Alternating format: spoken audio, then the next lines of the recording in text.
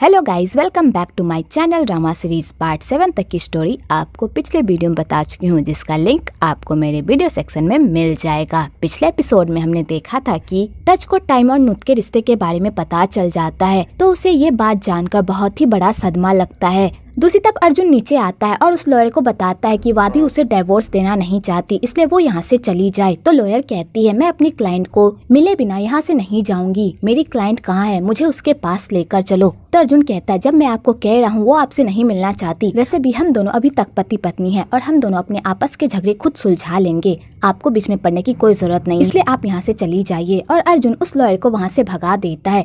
तो वो लॉयर समझ जाती है कि वादी किसी न किसी प्रॉब्लम में जरूर है। तो वो लॉयर शाहरुख को कहती है, मैं वादी की हेल्प तभी कर जब वादी मेरे पास होगी और मेरे पास अर्जुन के खिलाफ सबूत होगा। वादी इस घर में कैद हो चुकी है और अब बस तुम ही एक हो जो वादी की हेल्प कर सकती है, इसलिए प्लीज वादी की हेल्प करो। और हाँ, अगर तुम्हें अर्जुन के खिलाफ कोई भी सबूत मिलता है तो उसे इकट्ठा करो ताकि वादी का डाइवोर्स जल्द से जल्द अर्जुन से हो जाए। तो शाहरुख कहता है ठीक है। अगले दिन टाइम अपने भाई से बात करने के लिए जाता है, लेकिन उससे पहले ही टच ऑफिस चला जाता है।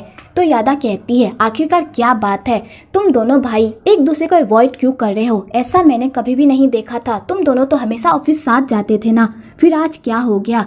कहीं तुम दोनों मुझसे कुछ छुपा तो नहीं रहे हो? बताओ आखिरकार क्या बात है? तो नुत और टाइम यादा को कुछ भी नहीं बताते, लेकिन तभी वहाँ पर मरीसा आ जाती है और सबके सामने बहुत बड़ा बम फोड़ देती है। और मरीसा यादा को बता देती है कि नुत और टाइम एक दूसरे को डेट कर रहे थे टच और नुत की शादी होने से पहले। तो यादा जैसे ये बात सुनती है उसके पैरों तले तो जमीनी खिसक जाती है। तो टाइम मरीसा को रोकने की बहुत कोशिश करता है, पर मरीसा अपने चाल से बाज नहीं आती और नमक मिर्च लगाकर यादा के सामने पेश करती है और कहती है, आपकी प्यारी बहू आपके दोनों बेटे के साथ गुलछर्रे उड़ा रही है और आपके नाक के नीचे ही दोनों बेटे को अपने काबू में रख रही है।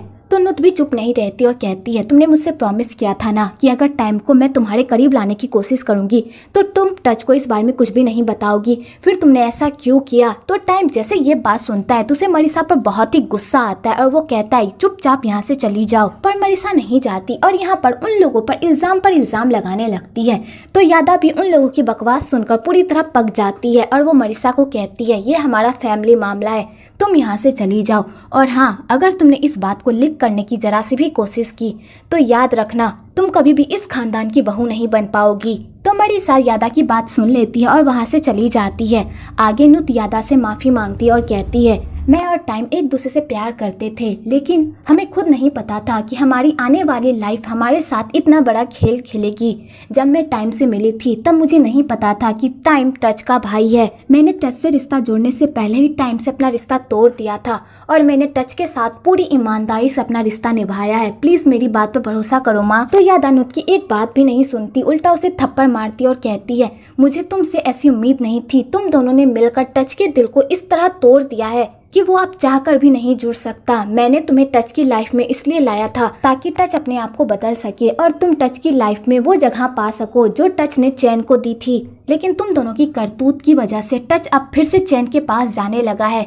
अगर मेरे बेटे को कुछ भी हुआ तो मैं तुम लोगों को माफ नहीं करूंगी। तो टाइम कहता है, हमसे गलती हुई है माँ, लेकिन मैं अपने भाई को गलत रास्ते पर नहीं जाने दूंगा, आप मुझ पर भरोसा रखिए। और टाइम अपनी माँ को संभालता है। इधर मरीसा उन लोगों की सारी बातें सुन लेती है और मरीसा को पता चल जाता है कि टच एक गे है। इधर टाइम अपने भाई से बात करने की कोशिश करता है, पर उसका भाई उससे बात नहीं करता, उल्टा उसे इग्नोर करता है और अपने काम में बिजी हो जाता है। इधर चैन भी टच के करीब जाने का एक मौका नहीं छोड़ता और उसे सेड्यूस करने की कोशिश करता है और कहता है, मुझे पता है तुम मुझे बहुत ही मिस कर रहे हो, इसलिए तो कल रात तुम मुझसे मिलने आए थे पर मुझसे नहीं मिल पाए। तो टाइम को ये सब देखकर बहुत ही गुस्सा आता है, पर वो अपने गुस्से को कंट्रोल कर लेता है। आगे चैन की मैनेजर, जो चैन की गर्लफ्रेंड भी होती है, वो टाइम को चैन की पार्टी में इनवाइट करती है। तो टाइम कहता है, मेरे पास टाइम नहीं है, इसलिए मैं इस पार्टी में नहीं आ पाऊंगा। तो चैन की मैनेजर कहती है, कोई बात नहीं। और चैन की मैनेजर बातों ही बातों में टाइम को ये बता देती है कि कल टच चैन के अपार्टमेंट में आया था अपने किसी दोस्त से मिलने के लिए।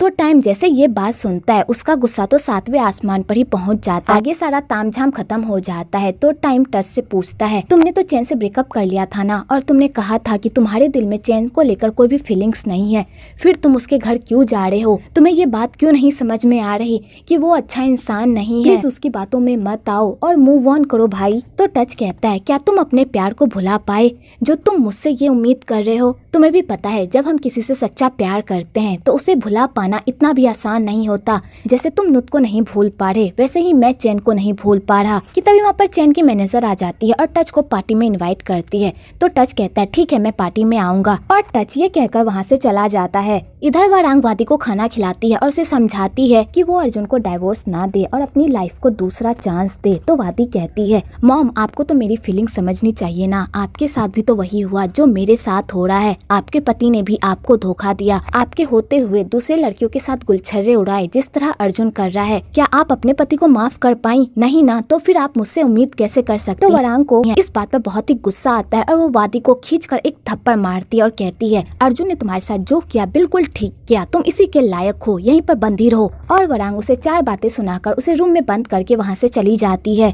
और वारांग उस चाबी को अपने पास ही रखती है और अपने पास से 1 मिनट के लिए भी दूर नहीं करती।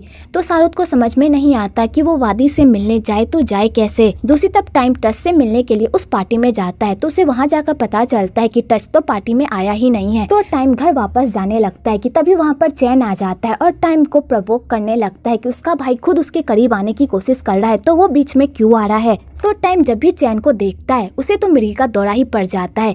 तो टाइम चैन को धमकी देता है कि अगर तुमने मेरे भाई के फीलिंग्स के साथ खेलने की कोशिश की तो मैं तुम्हें नहीं छोड़ूंगा। और टाइम चैन को सबक सिखाकर वहाँ से चला जाता है। दूसरी तरफ टच को समझ में नहीं आता कि आखिरकार वो करे तो करे क्या। आगे टच घर आता है तो उसका भाई कहता है, मुझे तुमसे कुछ बात करनी है। तो टच कहता है, ठीक है चलो ग्लास रूम में मिलते हैं। आगे वो तीनों ग्लास रूम में मिलते हैं। तो टच कहता है, तुम लोगों ने मेरे साथ ऐसा क्यों किया?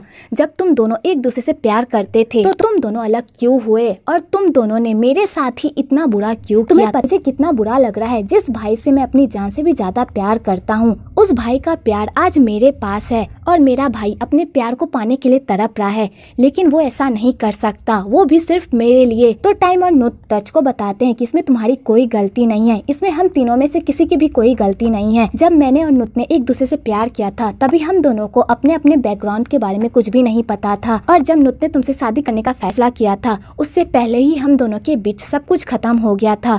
नुत को ये बात पता भी नहीं थी कि तुम मेरे भाई हो। ये सब इत्तेफाक में हो गया भाई, इसमें ना ही तुम्हारी, ना ही मेरी और ना ही नुत की गलती है। तो टच कहता है, मुझे नहीं पता कि इसमें किसकी गलती है, लेकिन जाने ही अनजाने में मैंने अपने भाई को वो चोट दी जिसका दर्द मेरा भाई बर्दाश्त नहीं कर पा रहा। मेरी वजह से तुम दोनों को बहुत दुख हो रहा है और मेरी ही वजह से तुम दोनों को इतनी तकलीफ सहनी पड़ रही है। अगर मैं तुम दोनों की लाइफ में नहीं आता तो आज तुम दोनों अपनी लाइफ नॉर्मल से जी रहे होते। तो नुत कहती है, टच बकवास करना बंद करो, तुमने कभी भी मुझे कोई भी तकलीफ नहीं दी, उल्टा तुमने वो सारी खुशियाँ दी जिसकी मैं हकदार थी। प्लीज टच अपने आप को बुरा फील मत करवाओ। तो टाइम कहता है, भाई तुम कभी भी मुझे जानकर भी चोट नहीं पहुंचा सकते और मेरा भाई सबसे अच्छा है, इसलिए प्लीज अपने आप को बुरा फील करवाना बंद करो भाई। तो टच कहता है, अब मैं ये और बर्दाश्त नहीं करता, मैं जाकर सबको बता दूंगा कि तुम दोनों एक दूसरे से प्यार करते हो और मैं नुत को डाइवोर्स दे दूंगा। उसके बाद तुम दोनों एक साथ हो जाओगे, क्योंकि मैं अपने भाई की खुशी अपने ही हाथों बर्बाद होते नहीं देख सकता। और टच जाने लगता है तो टाइम उसे रोक देता है और कहता है, भाई तुम ऐसा नहीं कर सकते, हमने इतने सारे बलिदान दिए हैं यहाँ तक पहुँचने के लिए, हम अपने दादा और पापा की मेहनत की कमाई उस बिजनेस को अर्जुन के हाथ लगने नहीं दे सकते, इसलिए तुम्हें नुत के साथ अपना बच्चा करना ही होगा ताकि तुम हमारे पापा और दादा की बिजनेस को बचा सको, क्योंकि तुम्हारा फर्ज है हमारी फैमिली को बचाना और मेरा फर्ज है तुम्हारी हिफाजत करना। और टाइम अपने भाई को गले लगा लेता है और यहाँ पर सबको पूरी सच्चाई पता चल जाती है, लेकिन तीनों ही अपनी फूटी किस्मत पर रोते हैं, चाहे अनजाने में ही सही। इन तीनों ने ही जाने अनजाने में एक दूसरे को काफी चोट पहुंचाई होती है। आगे टाइम सीधा मरीसा के पास जाता है और उस पर अपना सारा गुस्सा निकालता है और कहता है, तुमने मेरा पूरा परिवार बर्बाद कर दिया, जिस परिवार से मैं दुनिया में सबसे ज्यादा प्यार करता हूँ उसे तुमने टुकड़ों में तोड़ दिया।